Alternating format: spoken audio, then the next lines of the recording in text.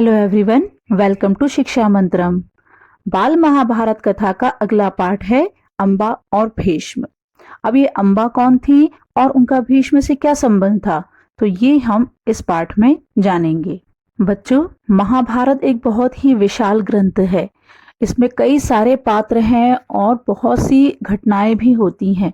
तो अंबा का पात्र भी महाभारत में एक महत्वपूर्ण भूमिका निभाता है। तो ये भीष्म से किस तरह से संबंधित है, ये हम इस पार्ट में जानने की कोशिश करेंगे। तो चलिए शुरू करते हैं पाठ 4, अंबा और भीष्म। सत्यवती के पुत्र चित्रांगद बड़े ही वीर परंतु स्वेच्छाचारी थे। एक बार किसी गंधर्व के साथ युद्ध हुआ, उसमें वह मारे गए। उनके कोई पुत्र न था, इसीलिए उनके छोटे भाई विचित्रवीर्य हस्तिनापुर की राजगद्दी पर बैठे। विचित्रवीर्य की आयु उस समय बहुत छोटी थी, इस कारण उनके बालिग होने तक राजकाज भीष्म को ही संभालना पड़ा। जब विचित्रवीर्य विवाह के योग्य हुए तो भीष्म को उनके विवाह की चिंता हुई। उन्हें खबर लगी कि काशी राज की कन्याओं का स्वयंवर होने वाला है। यह जानकर भीष्म बड़े खुश हुए और स्वयंवर में सम्मिलित होने के लिए काशी रवाना हो गए। अब ये स्वयंवर क्या होता है? स्वयंवर विवाह की एक रीति है या एक तरह का विवाह है जिसमें कि कन्या यानी कि लड़की स्वयं अपने पति का वर का चुनाव करती है। बहुत पुराने समय में यह प्रथा प्रचलित थी। बड़े बड़े राजा महाराजा अपनी कन्याओं के विवाह के लिए अन्य राज्यों के राजाओं को आमंत्रित करते थे और उनमें से जो सबसे योग्य होता था उसे वह कन्या अपना वर चुनती थी और उसी से विवाह करती थी। तो महाभारत कथा में हमने पिछले पार्ट में ये देख ही लिया था कि देवव्रत किस तरह से भीष्म प्रतिज्ञा करते हैं और शांतनु के बाद से विशाल राजवंश के सामान्य कुलनायक और पूज्य बने रहते हैं। तो शांतनु की मृत्यु के बाद चित्रांगद को राजगद्दी पर बिठाया जाता है, किंतु एक बार किसी गंधर्व के साथ युद्ध करते हुए वे मारे जाते हैं। तब उनके छोटे भाई विचित्रवीर्य को राजगद्दी पर बिठाया जाता है, लेकिन विचित्रवीर्य की आयु बहुत कम रहती है, इसलिए उनकी ओर से राजपाट भीष्म ही संभालते हैं। जब विचित्रवीर्य विवाह के योग्य हो जाते हैं तो उनके विवाह के लिए एक स्वयंवर में शामिल होने के लिए भीष्म पितामह काशी की ओर रवाना हो जाते हैं। देश विदेश के अनेक राजकुमार उस स्वयंवर में भाग लेने के लिए आए थे। राजपुत्रियों को पाने के लिए आपस में बड़ी स्पर्धा थी। क्षत्रियों में भीष्म की प्रतिज्ञा की प्रतिष्ठा अद्वितीय थी। उनके महान त्याग और भीषण प्रतिज्ञा का हाल सब जानते थे, इसलिए जब वह स्वयंवर मंडप में प्रविष्ट हुए तो राजकुमारों ने सोचा कि वह सिर्फ स्वयंवर देखने के लिए आए होंगे, परंतु जब स्वयंवर में सम्मिलित होने वालों में भीष्म ने भी अपना नाम दिया तो अन्य कुमारों को निराश होना पड़ा। उनको क्या पता था कि दृढ़वती भीष्म अपने लिए नहीं वरन अपने भाई के लिए स्वयंवर में सम्मिलित हुए हैं। सभा में खलबली मच गई। चारों ओर से भीष्म पर फप्तियां कसी जाने लगी, माना कि भरतवंशी भीष्म बड़े बुद्धिमान और विद्वान हैं। स्वयंवर से इन्हें क्या मतलब? इनके प्रण का क्या हुआ? जीवन भर ब्रह्मचारी रहने की इन्होंने जो प्रतिज्ञा की थी, क्या वह झूठी थी? इस भांति सब राजकुमारों ने भीष्म की हंसी उड़ाई। यहाँ तक कि काशी राज की कन्याओं ने भी भीष्म की तरफ से दृष्टि फेर ली और उनकी अवहेलना सी करके आगे की ओर चल दी। भीष्म इस अवहेलना को सह न सके। उन्होंने सभी राजकुमारों को हराकर तीनों राजकन्याओं को बलपूर्वक रथ में बैठा लिया और हस्तिनापुर को चल दिए। सौभ देश का राजा शाल्व बड़ा वीर था। काशी राज की सबसे बड़ी कन्या उस पर अनुरक्त थी और उसको मन ही मन अपना पति मान चुकी थी। शाल्व ने भीष्म के रथ का पीछा किया और उसको रोकने का प्रयत्न किया। इस पर भीष्म और शाल्व के बीच घोर युद्ध छिड़ गया। भीष्म ने उसे हरा दिया, किंतु काशी राज की कन्याओं की प्रार्थना पर उसे जीवित ही छोड़ दिया। भीष्म काशी राज की कन्याओं को लेकर हस्तिनापुर पहुंचे। विचित्रवीर्य के विवाह की सारी तैयारी हो जाने के बाद जब कन्याओं को विवाह मंडप में ले जाने का समय आया तो काशी राज की सबसे बड़ी बेटी अंबा एकांत में भीष्म से बोली, गांगेय, मैंने अपने मन में सौभ देश के राजा शाल्व को अपना पति मान लिया था। इसी बीच आप मुझे बलपूर्वक यहाँ ले आए। मेरे मन की बात जानने के बाद आप मेरे बारे में अब जो उचित समझें करें। भीष्म को अम्बा की बात जची। उन्होंने अम्बा को उसकी इच्छानुसार उचित प्रबंध के साथ शाल्व के पास भेज दिया और अम्बा की दोनों बहनों अंबिका और अंबालिका का विचित्र वीर्य के साथ विवाह करा दिया। अम्बा अपने मनोनीत वर सौभराज शाल्व के पास गई और सारा वृत्तांत कह सुनाया। उसने कहा, राजन, मैं आपको ही अपना पति मान चुकी हूँ। मेरे अनुरोध से भीष्म ने मुझे आपके पास भेजा है। आप मुझे अपनी पत्नी स्वीकार कर लें। पर शाल्व ना माना। उसने अम्बा से कहा, सारे राजकुमारों के सामने भीष्म ने मुझे युद्ध में पराजित किया और तुम्हें बलपूर्वक हरण करके ले गए। इतने बड़े अपमान के बाद मैं तुम्हें कैसे स्वीकार कर सकता हूँ? तुम्हारे लिए अब उचित यही है कि तुम भीष्म के पास जाओ और उनकी सलाह के मुताबिक ही काम करो। बेचारी अम्बा हस्तिनापुर लौट आई और भीष्म को सारा हाल कह सुनाया। उन्होंने विचित्र वीर्य से कहा, वत्स, राजा शाल्व अम्बा को स्वीकार नहीं करता। इससे विदित होता है कि उसकी इच्छा अम्बा को पत्नी बनाने की नहीं थी। अब उसके साथ तुम्हारा ब्याह करने में कोई आपत्ति नहीं रही है। पर विचित्र वीर्य अम्बा के साथ ब्याह करने को राजी न हुए। बेचारी अम्बा न इधर की रही न उधर की। कोई और रास्ता न देख वह भीष्म से बोली, गांगे, मैं तो दोनों ओर से ही गई। मेरा कोई भी सहारा न रहा।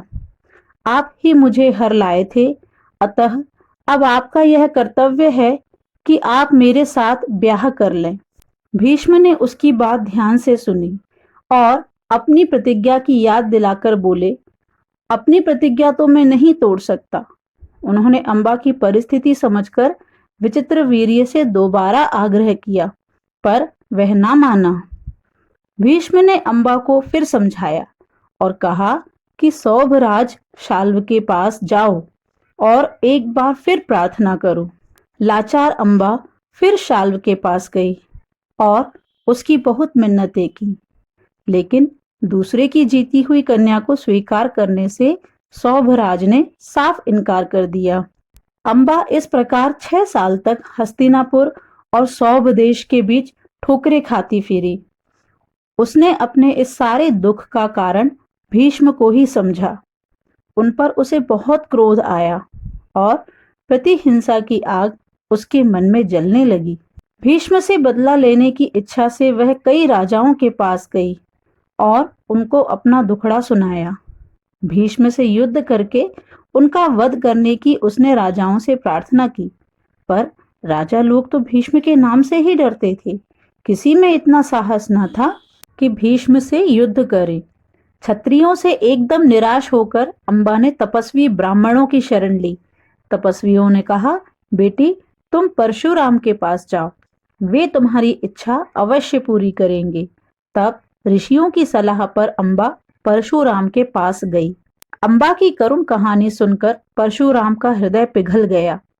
उन्होंने दयार्द्र स्वर में कहा, काशी राजकन्ये, तुम मुझसे क्या चाहती हो?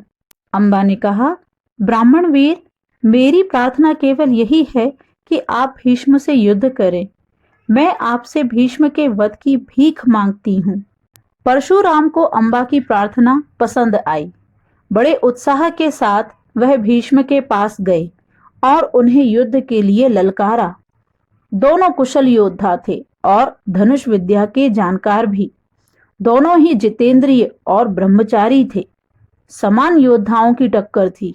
कई दिनों तक युद्ध होता रहा, फिर भी हार जीत का निश्चय न हो सका। अंत में परशुराम ने हार मान ली और उन्होंने अम्बा से कहा, जो कुछ मेरे वश में था कर चुका। अब तुम्हारे लिए यही उचित है कि तुम भीष्म की ही शरण लो। पर अम्बा ऐसी बातों से कब विचलित होने वाली थी। उसने वन में जाकर फिर तपस्या शुरू की और तपोबल से स्त्री रूप छोड़कर पुरुष बन गई और उसने अपना नाम शिखंडी रख लिया।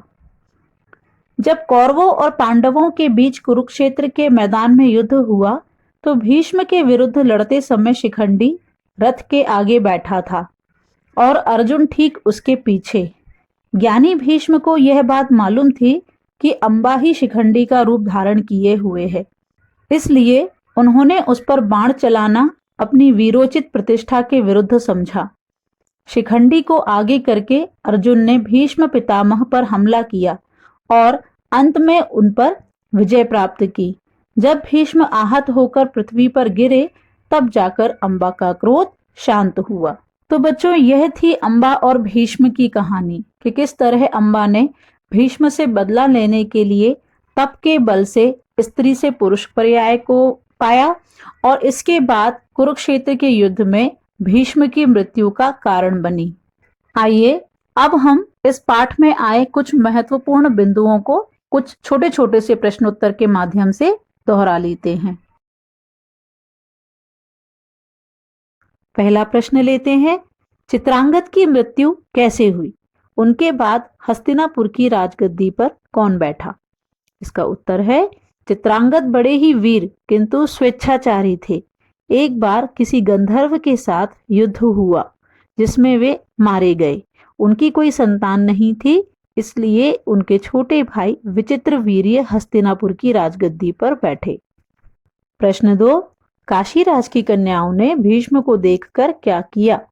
उत्तर, काशीराज की कन्याओं ने भीष्म को देखकर अपनी नजर घुमा ली और उनकी अवहेलना करती हुई आगे निकल गईं। प्रश्न 3, स्वयंवर में भीष्म ने क्या किया? उत्तर, स्वयंवर में भीष्म ने सभी राजकुमारों को हराकर तीनों कन्याओं को बलपूर्वक रथ पर बैठा लिया और हस्तिनापुर की ओर चले गए। प्रश्न 4, शाल्व कौन था? उत्तर, शाल्व सौभ देश का वीर राजा था जिसे काशीराज की बड़ी कन्या अम्बा मन ही मन अपना पति मान चुकी थी। प्रश्न 5, शाल्व द्वारा लौटाई गई अम्बा भीष्म से क्या चाहती थी? उत्तर है, शाल्व द्वारा लौटाई गई अम्बा भीष्म से यह चाहती थी कि वह उनसे ब्याह कर लें। प्रश्न 6 देखते हैं, अम्बा शिखंडी कैसे बन गई? तो इसका उत्तर है, अम्बा ने वन में जाकर तपस्या की और तपोबल से स्त्री रूप छोड़कर पुरुष बन गई और उसने अपना नाम शिखंडी रख लिया। एक अंतिम प्रश्न और देखते हैं, शिखंडी किस प्रकार भीष्म की मृत्यु का कारण बनी? तो इसका उत्तर है, महाभारत के युद्ध में अर्जुन ने शिखंडी को आगे कर भीष्म पर तीर चला दिया। भीष्म जानते थे कि अम्बा ही शिखंडी के रूप में है। एक स्त्री पर तीर चलाना उन्होंने ठीक नहीं समझा। इस प्रकार शिखंडी भीष्म की मृत्यु का कारण बनी। तो बच्चों, उम्मीद है कि आपको यह पाठ ठीक से समझ में आया होगा और आपको प्रश्न उत्तर याद करने में भी आसानी होगी। तो अगर आपको ये वीडियो पसंद आया हो तो इसे लाइक, शेयर एंड सब्सक्राइब जरूर करें। तो मिलते हैं एक नए वीडियो में नई कहानी के साथ। तब तक के लिए बाय बाय।